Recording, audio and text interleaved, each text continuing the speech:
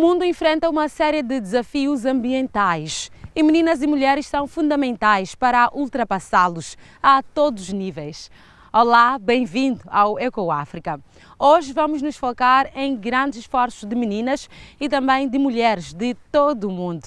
Eu sou Regina Ernesto, de Maputo, em Moçambique. Neste programa vou mostrar algumas mulheres notáveis que fazem mais do que a sua parte. Mas não é tudo. Veja o que temos mais. Como as mulheres estão a liderar planos para levar mais comida a mais mesas na República Democrática do Congo. Como mulheres bombeiras combatem os fogos em Portugal. Como uma iniciativa polaca está a tentar reduzir a contaminação do solo. Primeiro queremos apresentar-vos a heroína ecológica desta semana. É da Costa do Marfim. Ela está a ajudar a aumentar a segurança alimentar, encontrando formas de proteger o inhame, um alimento essencial de muitos lugares de África. Além de realizar um trabalho pioneiro, a cientista é também um exemplo para meninas e para jovens mulheres. E não tem medo de sujar as mãos.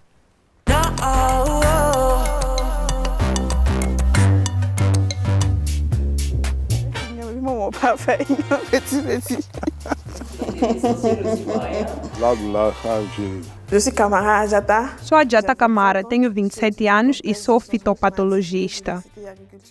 Estudo as doenças das plantas e como tratá-las. J'essaie de comprendre les maladies des plantes et aussi de les soigner. J'ai eu le goût de l'agriculture déjà depuis mon enfance. Sempre me interessei pela agricultura, porque o meu pai tinha uma quinta. Então, desde criança, ia com ele para o campo. La petite est venue en mangeant.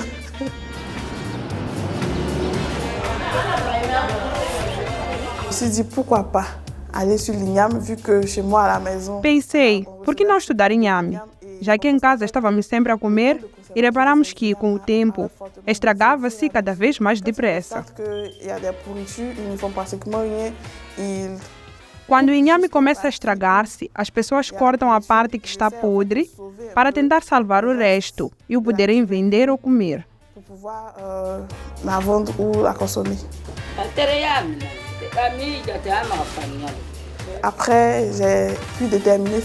Identifiquei 5 grupos de fungos que causam a podridão aqui na Costa do Marfim. E para isso levei 3 anos. Mas, ao mesmo tempo que identificava os fungos, já estava à procura de métodos para os combater. Recebi o Prêmio L'Oréal Unesco 2022 para Mulheres na Ciência, na categoria Jovem Talentos. No dia da cerimônia, estava muito nervosa porque era aqui, na Costa do Marfim. Além do público, o governo estava lá, mas no final fiquei feliz. E donc moi, j'étais vraiment stressée et heureuse à la fin.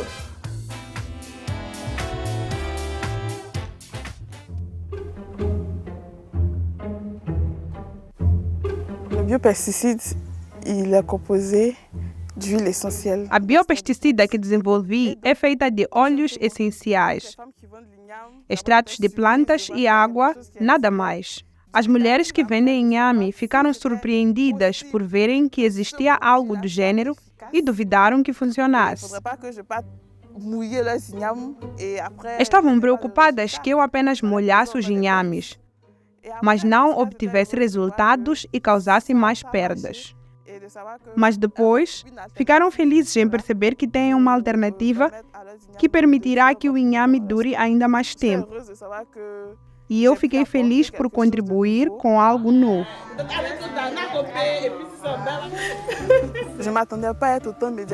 Não estava à espera de aparecer tanto nos meios de comunicação social. Quando andava no liceu, o meu ídolo era Marie Curie. Uma mulher branca. Como não tinha informação, não sabia que as mulheres africanas também faziam ciência.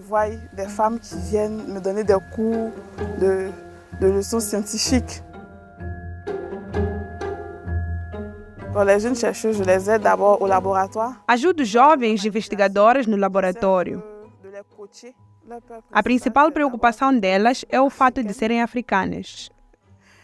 Porque pensam, se me candidatar a uma bolsa de estudo, será que me vão aceitar? Porque para uma mulher nessa fase, é expectável que esteja a pensar no casamento ou arranjar um emprego, não em fazer um doutoramento. Por isso digo-lhes, se eu fui aceite para um doutoramento e uma bolsa de estudo, tu também podes ser. Se tivesse de dar um conselho a uma pessoa mais nova, seria: vai em frente, chega ao topo.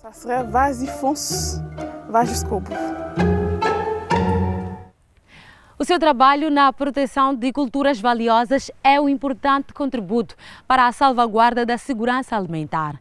Cerca de 282 milhões de pessoas em África são subnutridas, o que corresponde a cerca de 20% da população.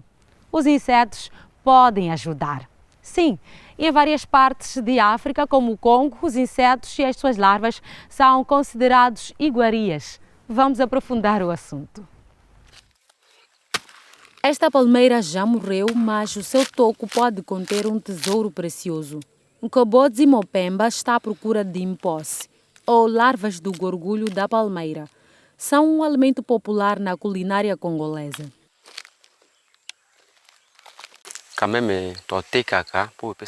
Vendemos algumas larvas, mas também as comemos, porque são ricas em nutrientes e proteínas. Até as crianças gostam. O nosso bebê vai comer imposse quando eu chegar à casa. As larvas que escapam à captura acabarão por construir casulos. Após 2 ou 3 semanas, os gorgulhos adultos da palmeira africana emergem dos invólucros fibrosos. Agrônomos da Universidade de Kisangani estão a estudar estes insetos. Jean-Claude Mozenga e a sua equipa esperam criá-los. Até agora, os coletores de larvas destruíram árvores para apanhar as larvas. Isso é mau para o ambiente e insustentável, porque os gorgulhos precisam das árvores para se reproduzir. Então, o risco environmental é a pressão sobre as espécies de palmiers. Quanto maior a pressão sobre as palmeiras e o meio ambiente, maiores os danos e até os gorgulhos vão escassear.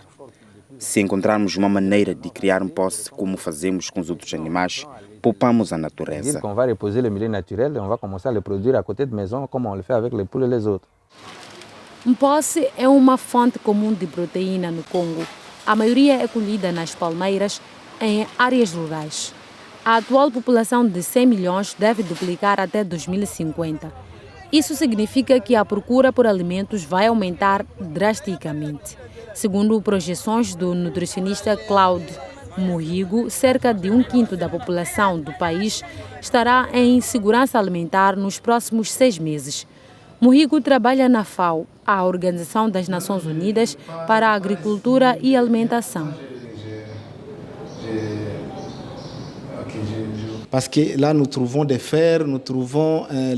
As larvas contêm ferro, zinco e até magnésio. Podem cobrir 75% das necessidades nutricionais diárias de uma pessoa. Podem tornar-se uma alternativa para a população, especificamente os mais vulneráveis, como crianças menores de 5 anos. Des individus, et plus particulièrement les populations beaucoup plus vulnérables qui sont les enfants de moins de 5 ans. Criar larvas para alimentar crianças. É uma ideia que está a ser estudada na Universidade de Kinshasa, com o apoio da organização norte-americana sem fins lucrativos Farms for Orphans.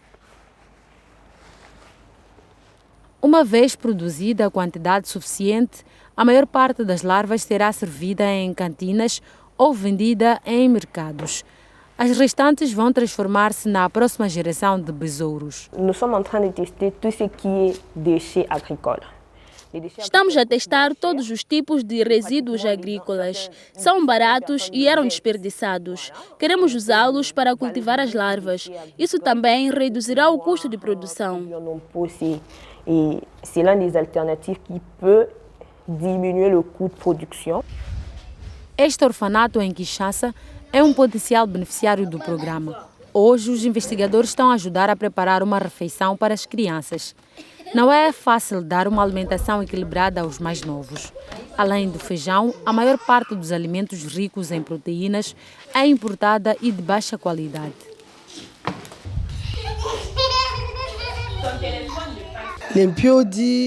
Os peixes e aves que compramos são de conserva ou congelados. Não é tão saudável, mas não há mais nada. A vida é difícil, há pouco dinheiro. Se as larvas forem mais acessíveis, podemos servi-las às crianças e a nós adultos também.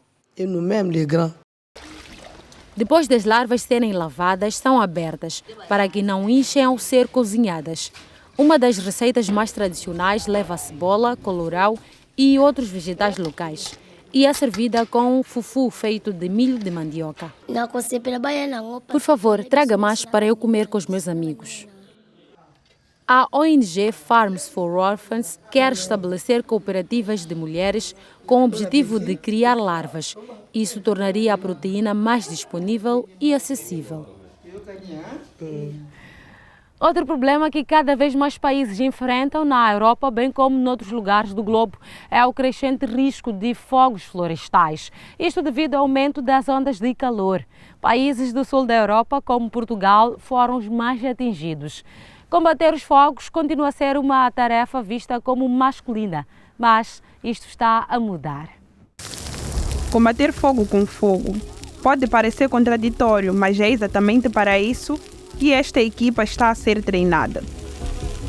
Estas queimadas controladas mantêm as florestas saudáveis e queimam o excesso de vegetação inflamável, o que ajuda a evitar incêndios. Este grupo internacional de mulheres bombeiras reuniu-se no norte de Portugal para aperfeiçoar a técnica dos fogos controlados. É a primeira edição europeia feminina do intercâmbio de treinamento de incêndio WTREC. Sou da Califórnia e começamos o WTREC em 2016 como forma de capacitar as mulheres e trazer diversidade à gestão dos incêndios. Se pensarmos na resiliência face a fatores como as alterações climáticas e a seca, a biodiversidade é importante para a resiliência e o mesmo se passa nos contextos sociais. Em 2022, a Europa teve recorde de incêndios de quase 8.000 km² de floresta, 11 vezes mais que Nairobi. Portugal é um dos países europeus mais afetados. A falta de chuva e o aumento das temperaturas fazem com que o problema se agrave de ano para ano. Vastas extensões de floresta de eucalipto, altamente inflamável, agravam o problema em Portugal. Os incêndios florestais são uma preocupação crescente a nível mundial, o que torna o intercâmbio internacional tão importante.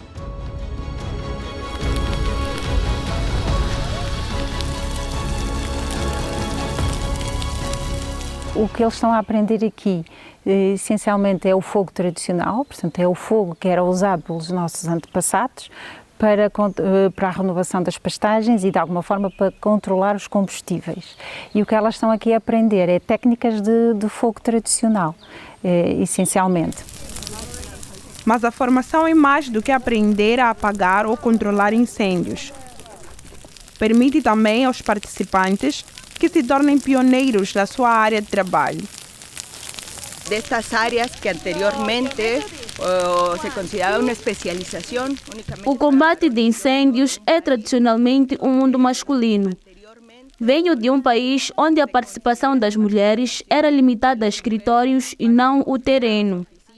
Por isso estamos a promover uma verdadeira mudança e isso é importante. Pues haciendo ese cambio y de la praxis, vamos de la teoría a la praxis y eso es lo importante. Trazemos pessoas diversas e ideias novas para resolver problemas e reconectar-nos com a terra usando o fogo como ferramenta. Ao compreender melhor o fogo, estas mulheres tornam-se pioneiras. Voltarão aptas a prevenir desastres e preservar ecossistemas frágeis, combatendo fogo com fogo. Parece que homens e mulheres bombeiros poderão ter um trabalho difícil no futuro. Sim, é que as últimas previsões climáticas estão longe de ser otimistas. Mas vamos ver os números de perto e tentar desvendar o que está a acontecer. 1.5 degrees global warming in the next 5 years. A crise climática vai além das manchetes dos jornais.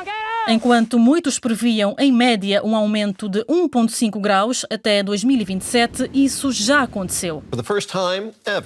O aquecimento global ultrapassou 1,5 graus Celsius.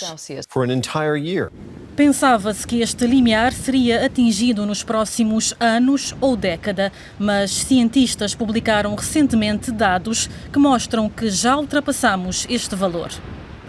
Então, vamos esclarecer o que está a acontecer. Já ultrapassamos definitivamente o limite acordado no Acordo de Paris? Existe esta tendência para o aumento da temperatura, em grande parte impulsionado por alterações nos gases com efeito de estufa na atmosfera. E este tem sido o principal fator deste aquecimento constante. Mas a isto sobrepõem-se as oscilações e as flutuações. Superimposed to this warming, there are oscillations, there are fluctuations. Uma dessas flutuações é a atividade solar excessivamente alta. A outra é o fenómeno chamado El Niño. Em espanhol, El Niño significa a criança ou o menino. Parece inofensivo. Mas não é. O que chamamos de El Niño tem impacto na temperatura do oceano, que, por sua vez, afeta o clima. É um ciclo climático natural com mudanças nos padrões do vento e temperaturas mais altas da água no Oceano Pacífico, na costa do Equador, Colômbia e Costa Rica. De repente, zonas bastante úmidas da Indonésia e da Austrália apresentam uma anomalia seca. E na América do Sul, há umidade em zonas normalmente muito secas. E também se registram fenômenos meteorológicos extremos. Catástrofes em Moçambique e no Malawi, incêndios florestais na Croácia no ano passado, eventos extremos ligados ao aquecimento global já estão a causar danos, além de deixar o planeta mais próximo do colapso dos sistemas terrestres. Eu os chamaria de órgãos críticos importantes para a estabilidade planetária como um todo. Exemplos de elementos de ruptura são o manto de gelo da Groenlândia e o manto de gelo ocidental do Ártico, que irá gerar entre 3 e 5 metros do aumento do nível do mar se derreter. Outros sistemas em risco são a floresta amazónica e os recifes de coral. Cientistas mostram-se alarmados com as mudanças nas correntes oceânicas no Atlântico, chamado AMOC, devido ao rápido derretimento do gelo. Se este sistema falhar, a Europa registrará uma descida drástica da temperatura. No hemisfério sul, o aquecimento poderá intensificar-se e na Amazónia as estações das chuvas e da seca poderão inverter-se. O nível do mar subiria tão rapidamente que impossibilitaria a adaptação atempada dos humanos. Em 2015, concordou-se em limitar o aquecimento global a 1,5 graus. L'accord de Paris pour le climat est accepté. Um pacto global contra efeitos irreversíveis das alterações climáticas, mas o Acordo de Paris refere-se a uma média de temperatura a longo prazo. Ultrapassar o limite em um ano não significa que, a partir de agora, o faremos todos os anos. Assistimos ao primeiro ano que a meta não é respeitada e no próximo ano ou daqui a 2 anos será ainda mais provável que isso aconteça. E, de certa forma, do ponto de vista climático, já estamos no mundo 1,5 se ainda o estarmos nos termos do Acordo de Paris. No entanto, estamos a queimar mais carvão, petróleo e gás do que nunca. A maior parte é consumida por estes países. Entretanto, o investimento em energias renováveis está a acelerar, mas temos de eliminar os combustíveis fósseis das nossas economias ainda mais depressa se os líderes mundiais quiserem cumprir as suas promessas e limitar permanentemente o aquecimento global a 1,5 graus. A compensação de carbono é uma ferramenta usada para tentar reduzir o aquecimento global, mas é controversa. Isto porque envolve o armazenamento de carbono numa parte do planeta, normalmente o sul global, para compensar as emissões feitas noutros lugares, muitas vezes o norte industrializado. Vamos até o Quênia ver alguns exemplos. As ervas marinhas têm muito para oferecer. Não só estabilizam o fundo do mar e proporcionam um habitat para os animais marinhos, como armazenam dióxido de carbono e libertam oxigênio. Em Ouassini, na costa do Quênia, os habitantes estão a explorar estas propriedades. Mohamed Kassim e a equipa começam o dia a plantar ervas marinhas. Aprenderam a fazê-lo no Instituto de Investigação Marinha e das Pescas do Quênia. Ensinaram-nos a restaurar corretamente as ervas marinhas e agora sou um restaurador certificado de corais e ervas marinhas. A equipa está a plantar pequenos prados utilizando os sacos de sisal que ajudam a proteger as mudas do vento. Nos últimos 30 anos, o Quênia perdeu cerca de 20% das suas áreas de ervas marinhas. Restam apenas 371 km². Os recifes de coral também se degradaram.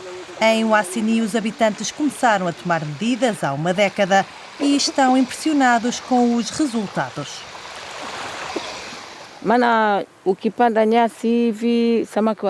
Desde que plantamos as ervas marinhas, a população de peixes aumentou e os corais também cresceram. Como vendedoras de peixe, o nosso negócio está muito melhor agora.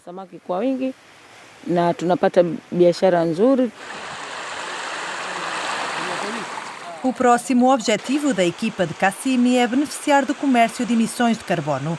Se uma comunidade plantar e cuidar de ervas marinhas, pode receber dinheiro dos Estados ou empresas que produzem muito CO2. Seria um rendimento adicional para a população.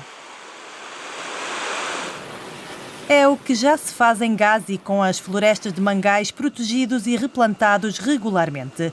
Com a ajuda de organizações internacionais, os habitantes de Gazi criaram o projeto Mikoko Pamoja e registaram a sua floresta com cerca de 1,17 km² como área de armazenamento de carbono.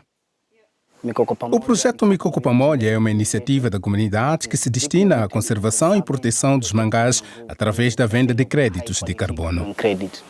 Ainda que a floresta de mangás seja pequena quando comparada com outras áreas no mercado, a comunidade tem colhido frutos. Todos os anos consegue cerca de 22 mil euros, dinheiro que é investido, por exemplo, no sistema de abastecimento de água. Costumávamos tirar água manualmente dos poços. Quando começaram a distribuir água na aldeia, os problemas acabaram. Perto da capital, Nairobi, esta empresa está a trabalhar num método diferente para absorver carbono. Trata-se de uma opção industrial que visa captar diretamente o gás e armazená-lo no subsolo. Esta máquina aspira o ar e alimenta um filtro químico que capta o CO2. Para isto, é necessária uma grande quantidade de energia que a empresa pretende obter no complexo geotérmico do Grande Vale do Rift. É aqui que a tecnologia vai ser instalada e o CO2 vai ser canalizado diretamente para a rocha basáltica. Aproveitamos a geologia do Quênia para converter o CO2 em minerais de carbonato, de modo que com o carbonato de cálcio fixemos o carbono para sempre. Especialistas estimam que a captura de uma tonelada métrica de CO2 pode custar até 900 euros, mas sendo um método novo, o seu impacto no ambiente é desconhecido. Os analistas da PowerShift África alertam que estes projetos não resolvem o principal problema. Os poluidores históricos continuam com as suas emissões e as empresas intermediárias que criam estes mercados de carbono ficam com as comissões e taxas. E no final, isso não reduz as emissões, não combate as alterações climáticas. Estas preocupações não impedem Mohamed Kassim e a equipa de continuar a proteger a sua costa. A sua ação permite, pelo menos, alcançar resultados a nível local. Esperamos ter informado e inspirado, sobretudo, as meninas e mulheres. É tudo nesta edição do Eco África. Obrigada por ter estado conosco. Eu sou Regina Ernesto e despeço-me a partir de Maputo, em Moçambique. Se tiver ideias sobre como tornar o nosso planeta num lugar melhor, conte-nos, partilhe-as conosco. Vamos adorar ouvi-las. Até a próxima!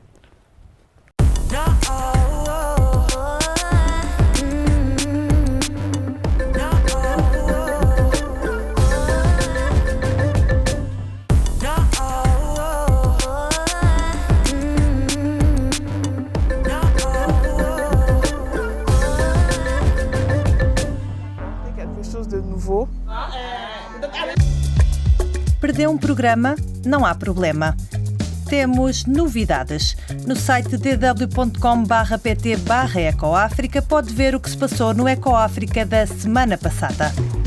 Como ter verduras frescas no jardim, o que acontece com o lixo que produzimos e como funciona, por exemplo, a energia solar. O EcoAfrica encontra pessoas que procuram caminhos e maneiras para cuidar melhor do clima, do meio ambiente e dos animais, do mar à terra. Todas as semanas, novas histórias repletas de informações e inspirações de todo o continente africano e que estão disponíveis para rever a qualquer momento. Aproveite!